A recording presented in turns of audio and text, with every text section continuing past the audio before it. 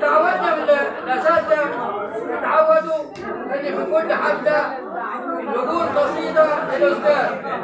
أستاذ عماد حبيبي، رغم أن أنا كنت اعتزلت كتابة الشعر وكتبت قصيدة اعتزال فوزي، ولكن الأستاذ عماد ما قدرتش أتأخر عنه فكتبت لي قصيدة بعنوان تحية حب ورد.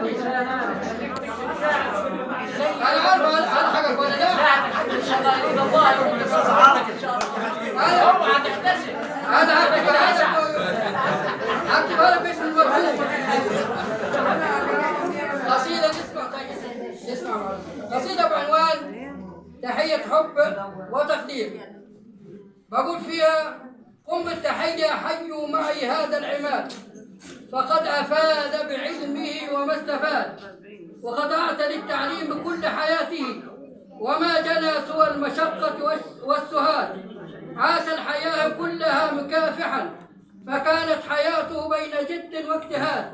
حيوا معي هذا العماد فكم ذهب للتعليم في يوم وعاد، سباق للخيرات حتى كأنه يجري إليها محبة كالسندباد.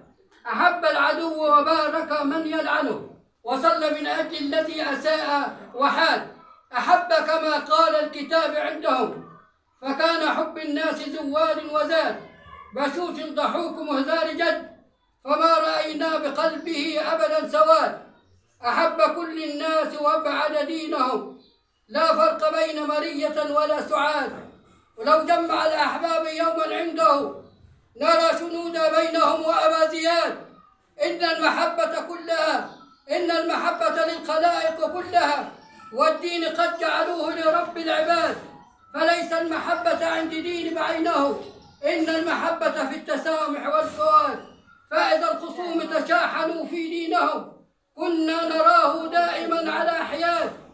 سبق الذين تعلموا وعلموا، وكأنه قد امتطى يوما جواد. وإذا تسابق في العلوم فإننا نراه في صف يقال له الأحاد. رجل أعطى للتعليم ظهر شبابه، وما بقي منه سوف يكتبه المداد. إن الفريد أخوه شيخا للبلد، وأخونا نحن في المحبة متى أراد. وسحر الفريد لها مقام عندنا، تعطي بجد فلا تكاس له عناد. حيوا معي أبناء عيسى جميعهم، أما التحية منا لهذا العماد. فاليوم يخرج للمعاش لما العجب، فقد مرت الأيام وربنا أيضا أراد. تحياتي لكم تحيات محدثكم الشاعر الأستاذ علي عبد الناصر.